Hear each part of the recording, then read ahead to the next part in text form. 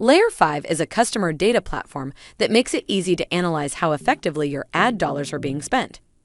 In this first part of the LayerFive How-To series, we'll be going over how to use the LayerFive dashboard to determine where to spend your next ad dollars in order to achieve the greatest ROAS, or return on ad spend. After logging into your account on app.layerfive.com, find and click on the Customer Interaction Insight tab under Marketing Performance from the navigation bar on the left. Scroll down to find the Performance by Media Source, Campaign, and Ads data table.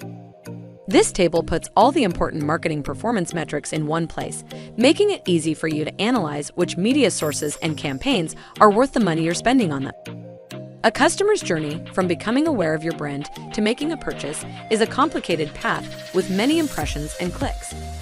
By default, the table displays data for any click attribution, which gives full credit of an order to each media source the customer interacted with before buying. Some other options you can explore are first click attribution, which only credits the first media source a customer interacted with on their journey. Last click attribution, which only credits the last media source. And equal weight attribution, which equally divides credit for an order between each media source the customer interacted with. LayerFive specially features view through attribution, which we'll talk about more in the next video, linked in the description below. You can also use the search function to sort through your media sources. Here, we'll search ads to take a look at paid media sources only.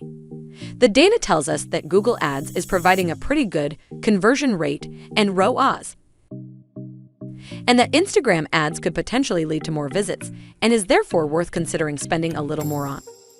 We can dive deeper to see how campaigns are performing.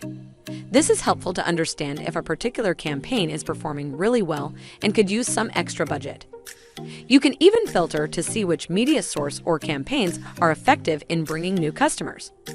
If a campaign or media source is bringing in more returning customers and your goal is to acquire new customers, then you may need to adjust your targeting.